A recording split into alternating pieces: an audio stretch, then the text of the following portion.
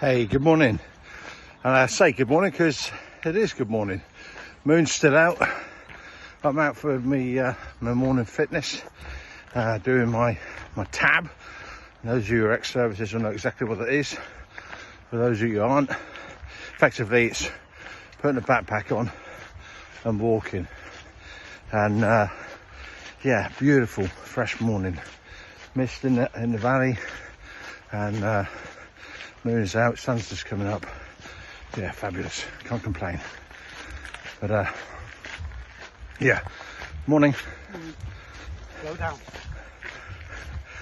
I just wanted to jump on a quick call. I want to share a thought with you. You know, I often, when I'm out, I do a bit of reflection. And one of my reflection points this morning, say one of them, make me sound like I'm a mad professor, is my journey towards entrepreneurship. You know, and that today I feel comfortable with the identity of actually being an entrepreneur. Having spent the last 12 years working with hundreds of entrepreneurs and helping probably thousands of would-be entrepreneurs, it's kind of like, what is it that best describes an entrepreneur? What are the characteristics? What I have come across on many occasions is what you could probably term as Wantrepreneurship.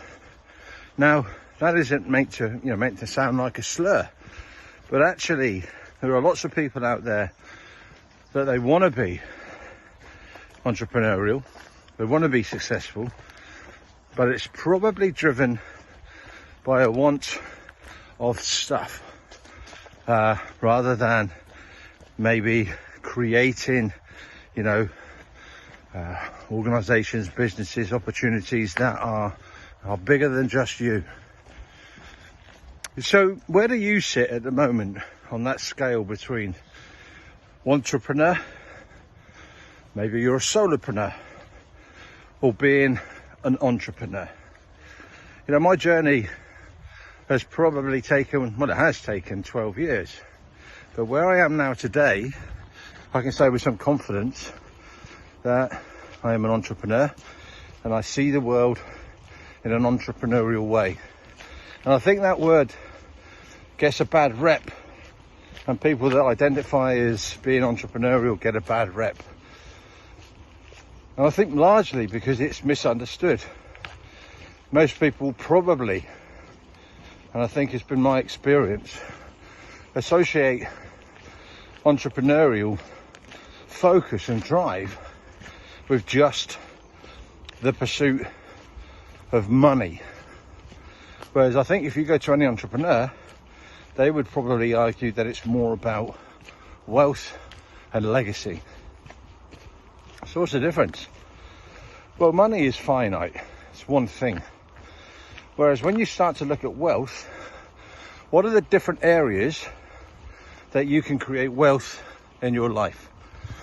Where can you be wealthy? And if you start to break that down, money's only one area. So your education, your understanding, your use of the tool of money creates wealth. But you can be wealthy in relationships. You can be wealthy in your focus and health. You can be wealthy in knowledge and wisdom. So when you start to look at wealth, there's a longer game associated with it. Now, the other thing with entrepreneurs is true entrepreneurs will do what it takes. They'll go the extra mile.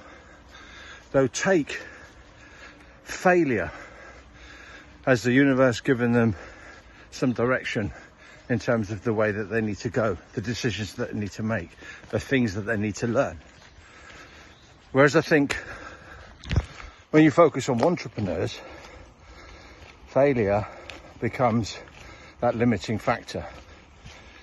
Now, when I look again, just sharing my own experiences here. But when I look back over my last 12 years, by George, I have made some colossals.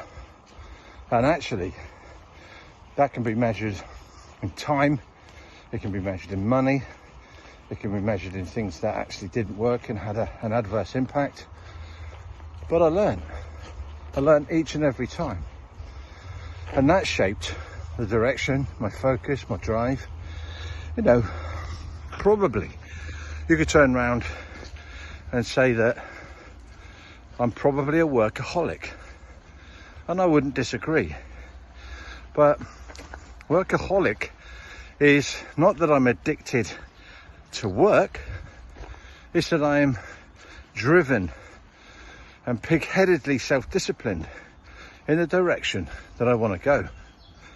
And they're different things. So where are you on the scale of your own entrepreneurship? In terms of, actually, do you see yourself as a true entrepreneur? Maybe in reflection you can see there might be a little bit of Wantrepreneurship there. You might be going it alone as a solopreneur.